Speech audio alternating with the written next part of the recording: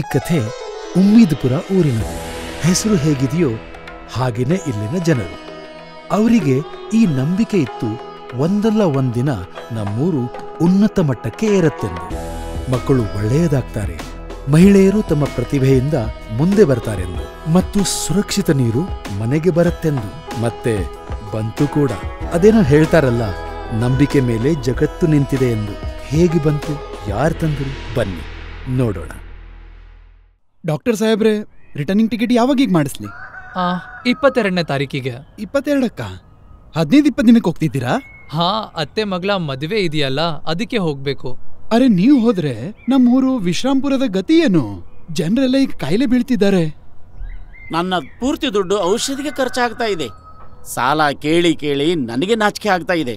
ಅಂದ್ರೆ ಏನ್ ಹೇಳಿ ಅಣ್ಣ, ಸ್ವಲ್ಪ ಉಮ್ಮೀದ್ಪುರದ ಜನರ ಜೊತೆ ಮಾತಾಡ್ ನೋಡಿ, ಅವರು ಎಷ್ಟು ಆರೋಗ್ಯವಾಗಿದ್ದಾರೆಂದು. ಉಮ್ಮೀದ್ಪುರ ಅಂದ್ರೆ ವಿಶ್ರಾಂಪುರ ಅಂದ್ರೆ ನಿಮ್ಮ ಊರಿಗೂ ಸಮ್ಮಾನ್ ಕನೆಕ್ಷನ್ ಹಾಕಿಸಬೇಕು. ಆಗ ನೋಡಿ, ಡೈರಿಯಾ, ಕೊಲೆರಾ, ಟೈಫಾಯ್ಡ್, ಕಿಡ್ನಿ ಸ್ಟೋನ್ ನಂತಹ ಕಾಯಿಲೆಗಳಿಂದ ಮುಕ್ತಿ ಸಿಗುತ್ತೆ. ಹೌದಾ? ಅದೆಲ್ಲ ಸರಿ ಡಾಕ್ಟರ್ ಸಾಹೇಬ್ರೆ, ಆದ್ರೆ ಈ ಸಮ್ಮಾನ್ ಕನೆಕ್ಷನ್ ಅಂದ್ರೆ ಏನು? ಶುದ್ಧ ಜಲದ ನಲ್ಲಿಯಾಗಿದೆ. ಸರ್ಕಾರದ ವತಿಯಿಂದ ಊರಿನವರೊಂದಿಗೆ ಸೇರ್ಕೊಂಡು ಪ್ರತಿ ಊರಿನಲ್ಲೂ ಸ್ಥಾಪಿಸಲಾಗಿದೆ. ಮತ್ತೆ ನಿಮ್ಮ ಊರಿಗೂ ಬಂದ್ರೆ ಮಹಿಳೆಯರು ನೀರಿಗಾಗಿ ದೂರ ಹೋಗ್ಬೇಕಾಗಿಲ್ಲ. ಹೌದಾ? ಮಕ್ಕಳು ಕಾಯಿಲೆ ಬೀಳೋದಿಲ್ಲ.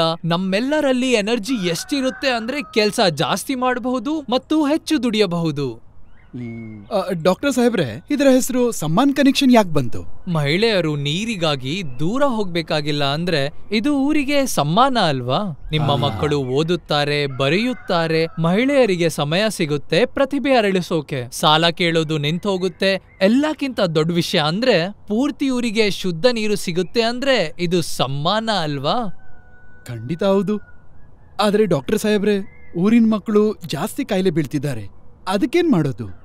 ಸರಿಯಾಗಿ ಹೇಳಿದ್ರಿ. ಸಮ್ಮಾನ್ ಕನೆಕ್ಷನ್ ಮನೆಗ್ ಬರೋದ್ರಿಂದ ಶುದ್ಧ ನೀರು ಮನೆಗ್ ಬರುತ್ತೆ. ಇದರಿಂದ ಮಕ್ಕಳು ಕಾಯಿಲೆ ಬೀಳೋದಿಲ್ಲ ಮತ್ತೆ ಅವರ ಆರೋಗ್ಯ ಚೆನ್ನಾಗಿರುತ್ತೆ. ಓ, ನೀವ್ ಹೇಳ್ತಿದ್ದೀರಿ ಸಮ್ಮಾನ್ ಕನೆಕ್ಷನ್ ಇಂದ ಊರವರ ಆರೋಗ್ಯ ಚೆನ್ನಾಗಿರುತ್ತದೆಂದು? ಹಾ, ನೀವು ಹಾಕ್ಸಿ. ಔಷಧಿಗಾಗಿ ದುಡ್ಡು ಖರ್ಚು ಮಾಡ್ಬೇಕಾಗಿಲ್ಲ ಅಂದ್ರೆ. ಆದ್ರೆ ಡಾಕ್ಟರ್ ಸಾಹೇಬ್ರೆ, ಆ ನೀರಿನಲ್ಲಿ ಏನಂತ ವಿಶೇಷತೆ ಇದೆ? ಈ ನೀರಿನಲ್ಲಿ ಯಾವುದೇ ಹಾನಿಕಾರಕ ಕೆಮಿಕಲ್ಸ್ ಅಂದ್ರೆ ಕೀಟಾಣುಗಳಿಲ್ಲ, ಮತ್ತೆ ಕುಡಿಯಲು ಶುದ್ಧ ನೀರು ಸಿಗುತ್ತೆ. ಆದ್ರೆ ಡಾಕ್ಟರ್ ಸಾಹೇಬ್ರೆ, ನನ್ ಪ್ರಕಾರ ಕೆರೆ ನೀರೇ ತುಂಬಾ ಚೆನ್ನಾಗಿರುತ್ತೆ. ಪ್ರಕೃತಿ ನೀರಿಗಿಂತ ಶುದ್ಧವಾಗಿರೋದು ಇನ್ನೇನಿದೆ, ನೀವೇ ಹೇಳಿ. ಬನ್ನಿ ನಿಮ್ಮ ಕೆರೆ ನೋಡೋಣ, ಶುದ್ಧವಾಗಿದೆಯೋ ಇಲ್ವೋ ಎಂದು. ಬನ್ನಿ.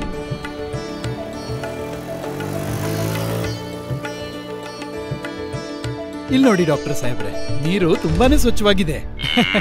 ಇದರಲ್ಲಿ ನಿಮ್ಮ ಚಂಪಾ ಸ್ನಾನ ಮಾಡುತ್ತಿದ್ದಾಳೆ. ಚಂಪಾ ಮಾತ್ರ ಅಲ್ಲ, ಕೆಟ್ರಿನ ಕೂಡ. ಏನೋ ಒಂದು, ನಿಮ್ಮೆರಡು ಎಮ್ಮೆಗಳು ಅಲ್ಲೇ ಸ್ನಾನ ಮಾಡ್ತಿವೆ.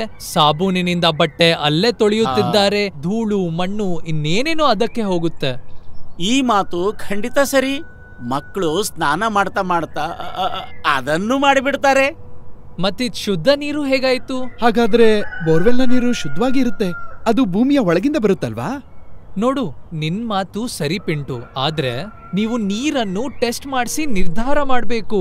ಇದ್ರಲ್ಲಿ fluoride, nitrate, arsenic, total dissolve solid ಇತ್ಯಾದಿ ಸಮ ಪ್ರಮಾಣದಲ್ಲಿ ಇದೆಯೋ ಎಂದು. ನಿಜ ಹೇಳ್ಬೇಕಂದ್ರೆ ಇದು ಗೊತ್ತಿರೋದಿಲ್ಲ, ಜಮೀನಿನ ಎಷ್ಟು ಕೆಳಗೆ ಹೋದ್ರೆ ಒಳ್ಳೆ ನೀರ್ ಸಿಗುತ್ತೆ ಎಂದು. ಆದ್ರೆ ನಾವು ಆ ಕಾಲದಿಂದಲೂ ಅದೇ ನೀರ್ ಕುಡಿತಿದ್ದೀವಿ. ಅದು ಸರಿನೇ, ಆದ್ರೆ ಹೀಗ್ ಹೇಳಿದ್ರೆ ನಿಮಗ್ ಅರ್ಥ ಆಗೋದಿಲ್ಲ. ಬನ್ನಿ ಕ್ಲಿನಿಕ್ಗೆ ಹೋಗೋಣ. ಹಾ, ಬನ್ನಿ.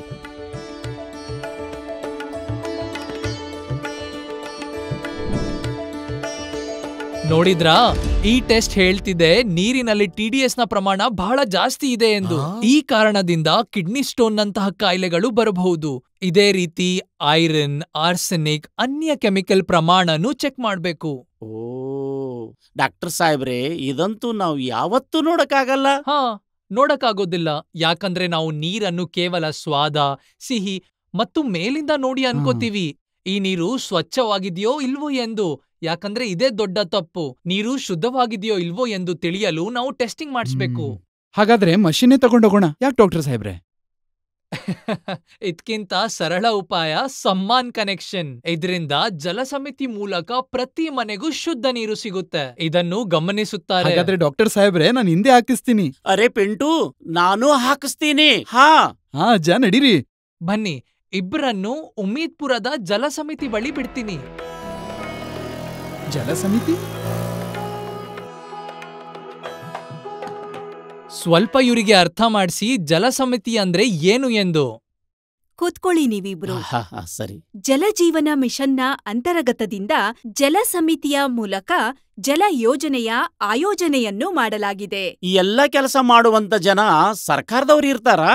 ಇಲ್ಲ, ನೀರಿನ ಸಮಿತಿ ನಾವು ಮತ್ತು ನಿಮ್ಮಂತಹ ಜನರಿಂದ. ಗೌರ್ಮೆಂಟ್ ಕೇವಲ ಮೇಲ್ವಿಚಾರಣೆ ಮಾಡುತ್ತೆ. ಅಂದ್ರೆ ನೀರಿನ ಟ್ಯಾಂಕ್ ಹಾಕ್ಸೋದು ಮತ್ತೆ ಮನೆ ಮನೆಗೆ ನಲ್ಲಿ ಹಾಕ್ಸೋ ಕೆಲ್ಸ ಮಾಡುತ್ತೆ. ಹೌದಾ?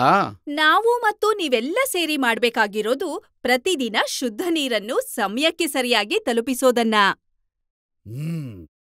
ಒಂದು ವಿಷಯ ಇದೆ ಡಾಕ್ಟರ್ ಸಾಹೇಬ್ರೆ, ಜಲಸಮಿತಿಯಲ್ಲಿ ಮಹಿಳೆಯರನ್ನಂತೂ ಇಟ್ಟಿದ್ದೇವೆ. ಆದ್ರೆ ಅವ್ರು ಈ ಕೆಲಸ ಮಾಡ್ಲಿಕ್ಕೆ ಸಮಯವನ್ನು ಕೊಡ್ತಾರಾ? ಖಂಡಿತ, ಯಾಕಂದ್ರೆ ಈಗ ಅವರ ಬಳಿ ಬಹಳ ಸಮಯವಿದೆ. ಈ ಊರಿನಲ್ಲಿ ಮಹಿಳೆಯರು ಸಮ್ಮಾನ್ ಕನೆಕ್ಷನ್ ಮನೆ ಮನೆಗೆ ತಲುಪಿಸಲು ತುಂಬಾ ಕಷ್ಟಪಟ್ಟು ಒಳ್ಳೆ ಕೆಲಸ ಮಾಡಿದ್ದಾರೆ. ಅದಂತೂ ಸರಿ ಡಾಕ್ಟರ್ ಸಾಹೇಬ್ರೆ.